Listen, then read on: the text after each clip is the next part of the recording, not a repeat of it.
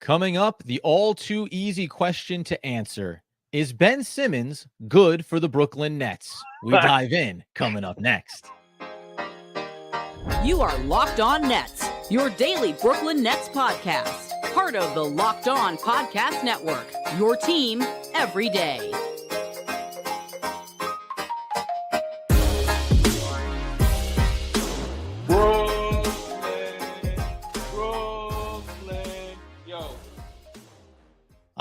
Yes, my friends. It is the Locked On Nets podcast right here on the Locked On Podcast Network.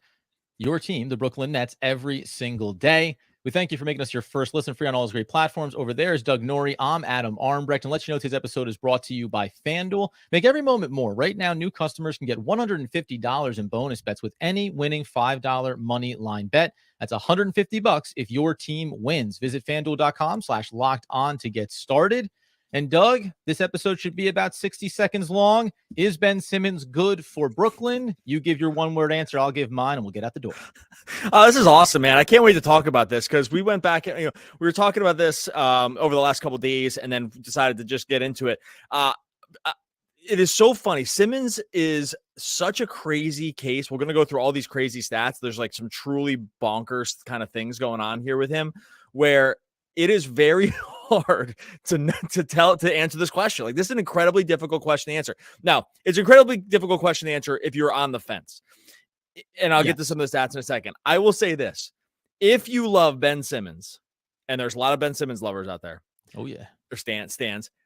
That no lovers. There are plenty of stats to prop up your love for them, and I would not try to contend with them. But here's the flip side.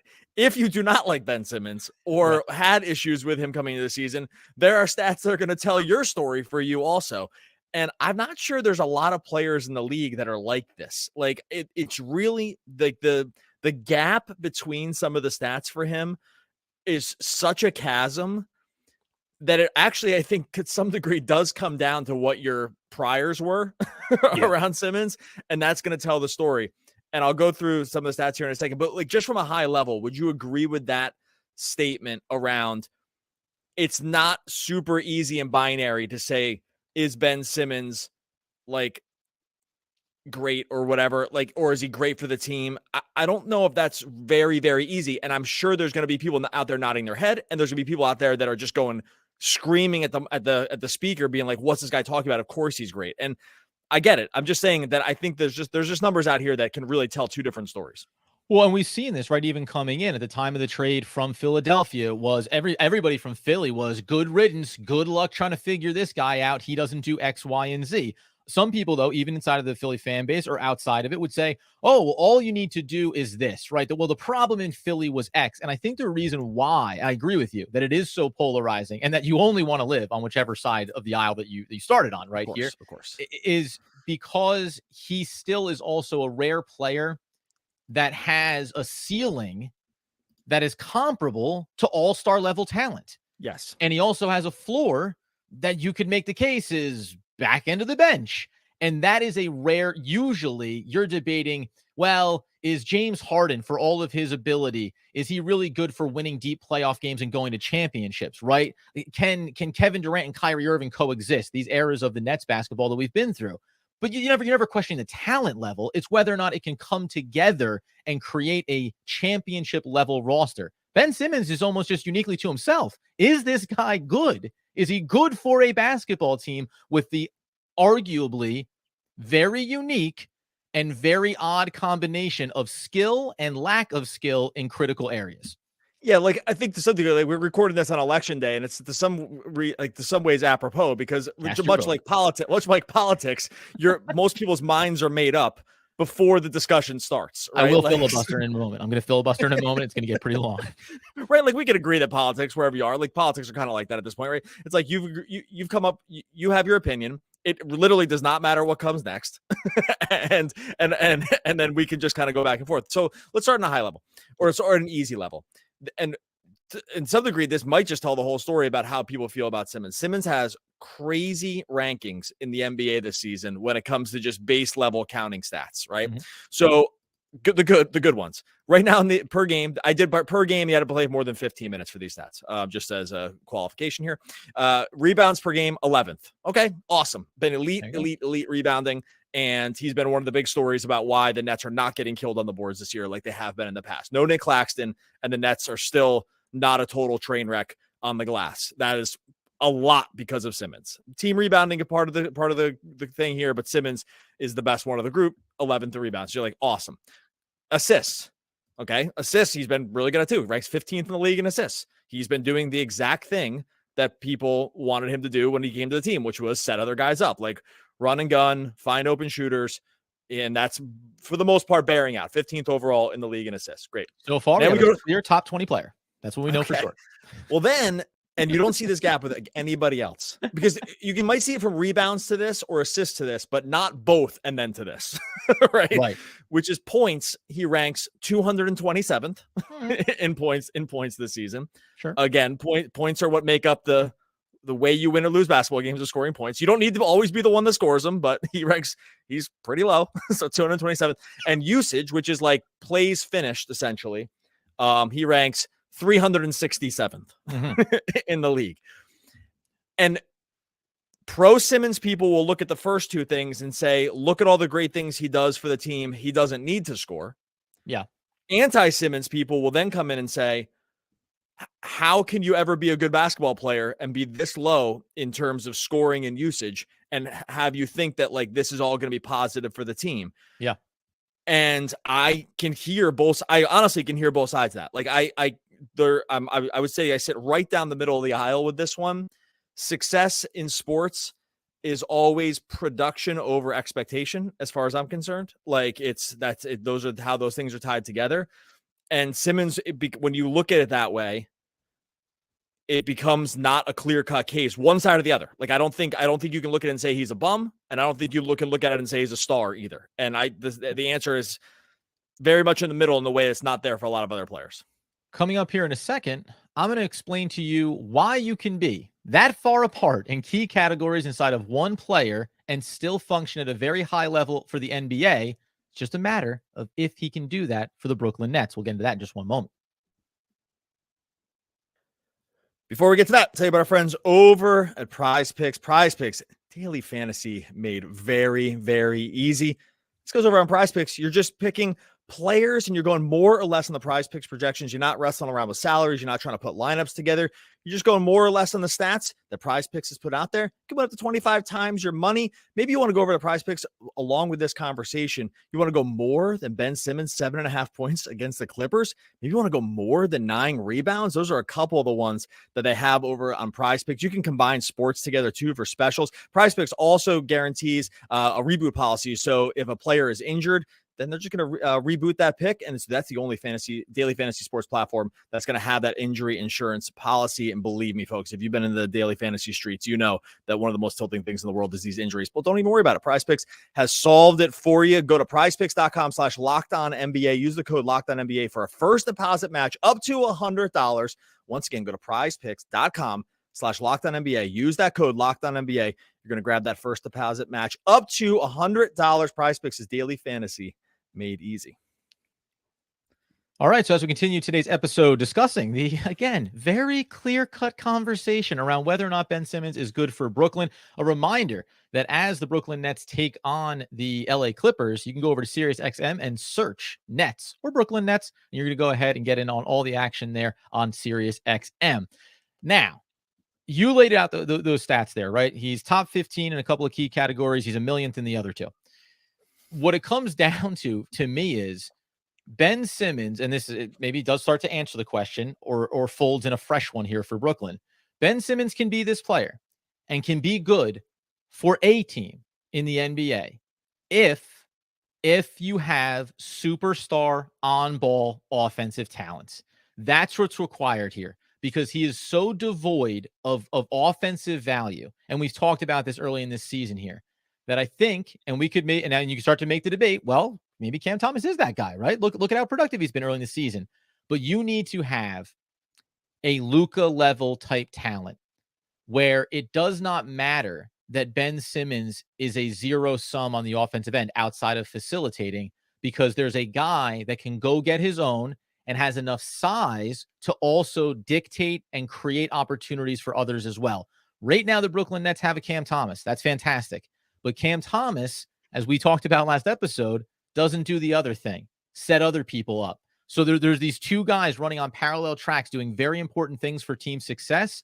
But I don't know if Ben Simmons in this mode of player can equal high-level success. Now, that's relative to what the Nets' expectations are this year and overall. But that would be my assertion when it comes to how far apart some of these critical categories are. Yeah, I would think if I had a vote right now, rather have Simmons or not have Simmons, I would vote to have Simmons on the team. I think that he offers, we can do that too. Cast your vote.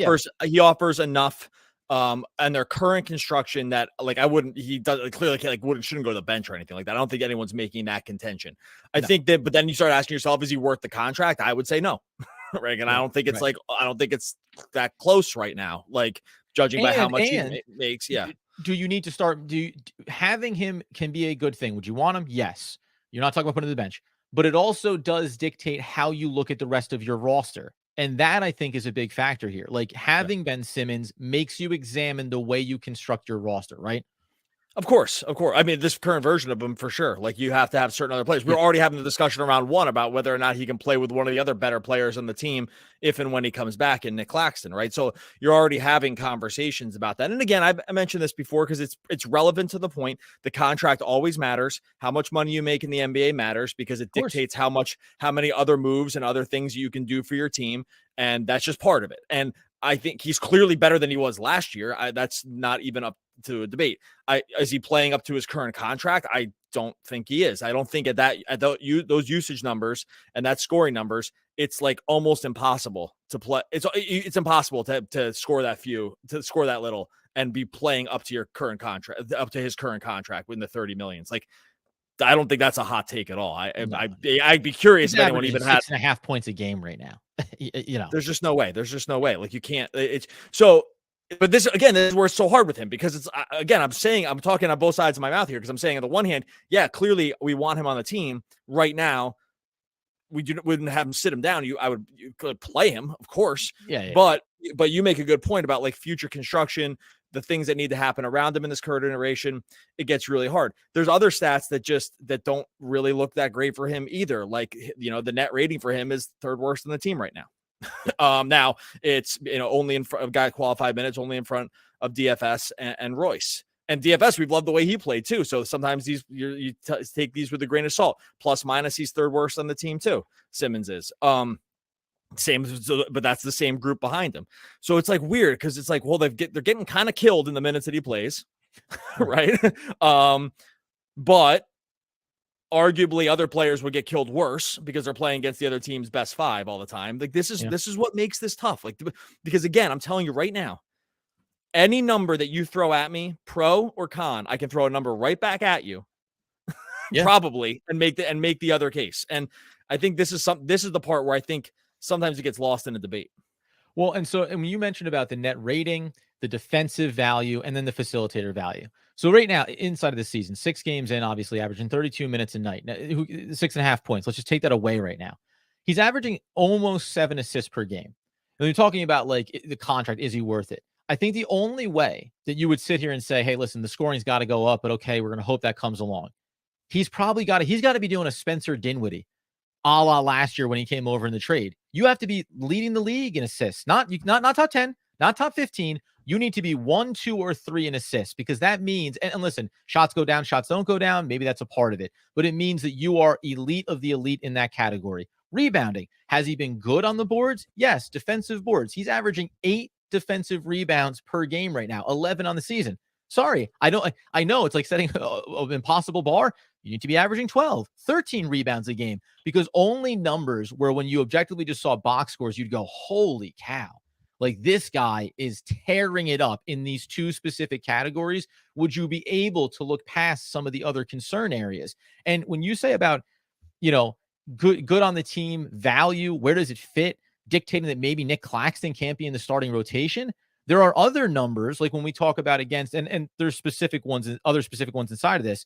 But right now, when you go inside of pick and roll ball handlers, That's not a good matchup for Ben Simmons. So I'm not telling you that this is shame on him for being bad at it, but he is among the worst in qualifying candidates in the league, 1.3 points per possession when he has to pick up that assignment. If you are going to be a non-scoring factor offensively, you have to be able to do that. You have to be able to do what Nick Claxton does, defend 1 through 5 on the defensive end and take point guards all the way to the rim. Ben Simmons is not that guy defensively. It's not a knock on him in that category, but it comes up when you do other things so lackluster.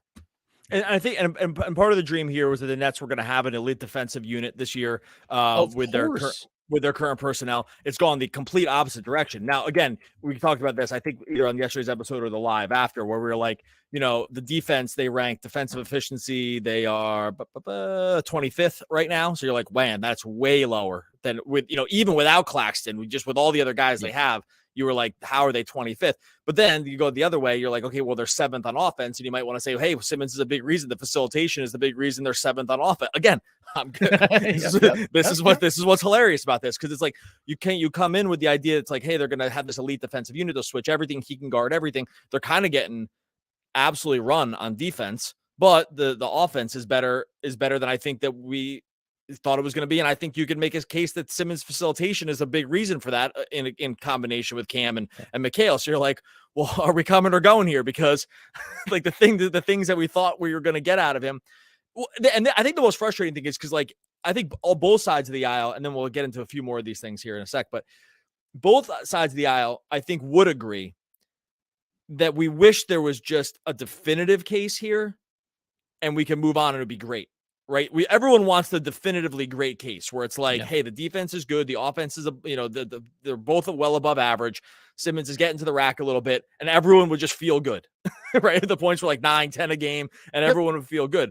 We're just not there on all the stats. And that's what makes it just such a difficult debate because, like, again, the places where you thought the Nets were going to be well above average, they're not. And to some degree, those are supposed to be the best parts of his game, like on defense. And that's why coming up here in a second, we'll talk about the guys that have been on the court with him currently, the players that are injured, and whether or not there is this other version of the team where Ben Simmons' value is only increased or only decreased. We'll dive in on that in just one moment. All right, before we get to that, tell you about our friends over at FanDuel. FanDuel, just in time for the NFL season, just in time for the NBA season, America's #1 sportsbook. Right now, over on FanDuel, new customers are getting $150 in bonus bets with any winning $5 money line bet. Great news. Over on FanDuel right now, Nets are +4 underdogs to the Clippers at home with a money line +148. You got a little Brooklyn belief here with old enemy James Harden coming to town. Maybe they haven't worked everything out there over in LA yet. That's great. Home game. Nets +148. Get in on that money line over on FanDuel. $5 bet. If it wins, the Nets win. $150 in bonus bets coming your way. If you've been thinking about joining FanDuel, no better time to get in on the action, spreads, player props, over unders, so much more. Visit FanDuel.com/locked-on. Kick off these seasons. FanDuel is the official partner of the NFL. All right. So as we wrap up, and this is the final debate. We'll never talk about it again. We'll come to a definitive conclusion and never need cross this path again on is Ben Simmons not only maybe good for Brooklyn, I mean, that's the most important one, but is he an impact player with his skill set that most teams would be willing to have on their roster, let alone, as Doug highlighted earlier, at that price point? Now, here's what I think is interesting, because you mentioned a guy, we talk about like Dorian Finney-Smith. We love what we've seen from him. He's not coming out with a great net rating these days for Brooklyn. No. I do think about the players that aren't on the court right now. Now, let's remove Nicholas Claxton for a second, because that's its own issue when it comes to Ben Simmons. But I do think that having Cameron Johnson would make a big difference here, because the on-ball creation is better than the other players that you're putting in. He's better than Dorian Finney-Smith in that regard. In theory, the sample size tells you he's as good and better than Dorian Finney-Smith when it comes to perimeter shooting. And then even defensively, I think there's a little more versatility. Although the eye test for me has told me that I've loved what Dorian Finney-Smith has been doing this season on both ends of the floor. Do you think that will change in the short term for Brooklyn, the way we look at some of these numbers and some of these stats? Do you think that there's a world where maybe Ben Simmons actually does see an increase in some of his points, because having more minutes from a player like Cameron Johnson means a guy that's going to be more inclined and capable of drawing some attention and refinding Ben Simmons under the basket rather than Dorian Finney-Smith? Not a knock on him, but that guy's there to spot up, shoot, and play defense for you.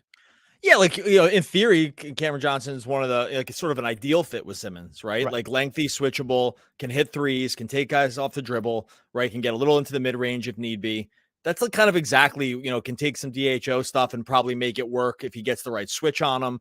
Not a devastating offensive presence, but above average. And I think that's good. Like, and if you can be above average and be good from beyond the arc, like Cameron Johnson is, that is kind of, if you were mocking up a player to play with Simmons, it would look very similar to that, right? I think so. Yeah. I have a question for you here about just like sort of combinations. Okay. I'm putting you on the spot here. Who do you think the 3 best players on the Nets are right now? I hope you just say the guys that I looked up. I think it's kind of obvious, but don't say Dinwiddie because that's another conversation because he has good numbers, but all right, like most impactful guys so far.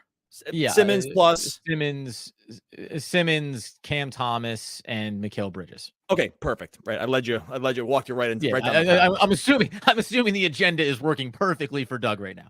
Okay, if you look at PvP stats, is a good place for this.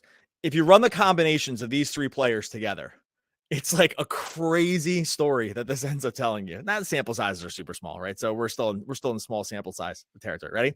Simmons, Mikal. I'm going to go really fast with these. Yep. Simmons, Mikal, and Cam, all 3 negative 3.2 for the season. Okay. Mikal plus Cam, no Simmons, positive 4.9. Mikal without the other 2, positive. All 3 off, way positive because the bench has been great. Simmons plus nobody Mikal, plays, doing great. Simmons plus Mikal, no Cam, crazy negative.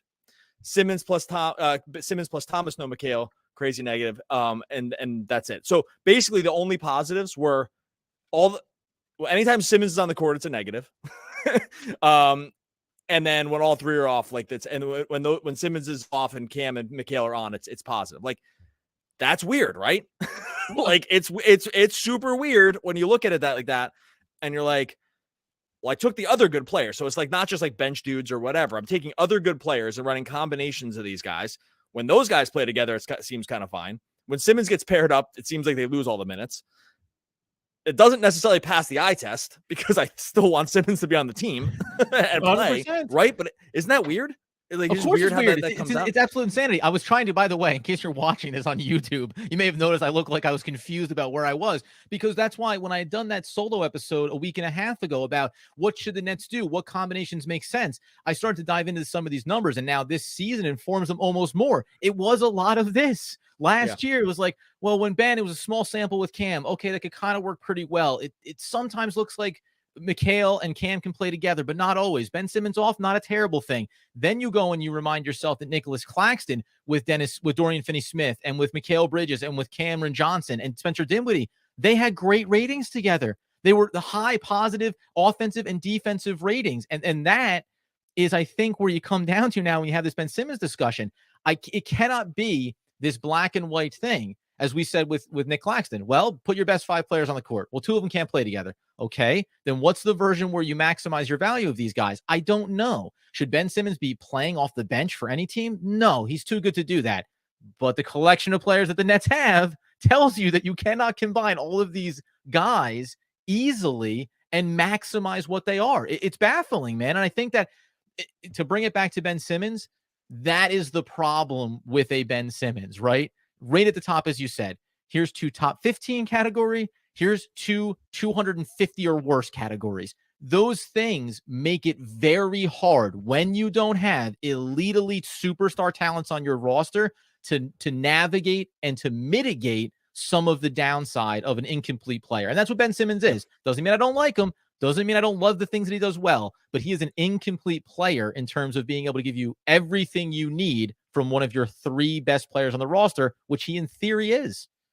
Yeah, and again, the very best thing, we'll get out of here on this, the very best thing that can happen is to have the debate eliminated where we don't have to talk about having just like this total outlier skill set that you have no comparisons, and then we need to decide if that's good or bad. Like, that's actually not great. And I know there's people out there that want to do that. It's like, oh, it's like, this is total unicorn status. It's not unicorn status, right? Just being different and way worse in one area. It's like being, half guess a what? unicorn. Trolls are weird and different too. It doesn't make them the thing you want. Yeah, it's like the front half of a unicorn and the back half of like an older horse. Like it just like doesn't like it's right. It's like front end. Oh my god, we did it. Front end being unicorn, different doesn't always necessarily mean being good, especially unless like the numbers are so eye-popping in every positive direction that we don't even have to debate it. Like you can be super different and have everything line up crazy where it's like, hey, we just can't debate it. I don't get it, but if I look at every conceivable metric, it makes sense. But we're not in that territory here. Like, no. So it's that, and that's just not what we're talking about. I'll pose this open-ended question for another episode when we come back in. Do you think that the Brooklyn Nets are having this same type of discussion higher up about their roster, about Ben Simmons, and how all these things fit together? Because when we talk about what decisions will this team have to make over the coming weeks and months ahead of the trade deadline, which is so far away, I think it's this stuff. It's looking at the numbers and probably having one person in the room say, I think he's a unicorn, and the other guy say, yeah, but his back half is a donkey. So there's, you have to solve this science somehow to know what players you want to carry forward in this organization. Yeah, I think they're probably not having the discussion now, and I think we're still in like the sample size territory where 10 more games. Like, let's just see this. Yeah, let's see this out. Let's get Cam Johnson back. Let's get Claxton back. We'll start getting solid ideas how this gets put together. I just think it's like I'm fully aware that the sample size is small here, but the sample size is only reinforcing. Again, just to go back to the very top, the sample size is still only enforcing the praise that some people had and the complaints that other people had. And we'll get it here on that. Join subtext.com/LockedOnNets. You want to get in the conversation with Adam and I talking Nets 24/7, 365, 7 days a week, all the different numbers that just let you know that it's every single day, a lot of times a day. Join subtext.com/LockedOnNets. You noodle around with tempo and sound until you get the perfect fit for that particular song, and then you just try to sustain it. That is Wilfred Sheed. Oh, one of the all-time grip hosts. We'll be back in tomorrow after the game against the Clippers talking more Brooklyn Nets basketball. Basketball.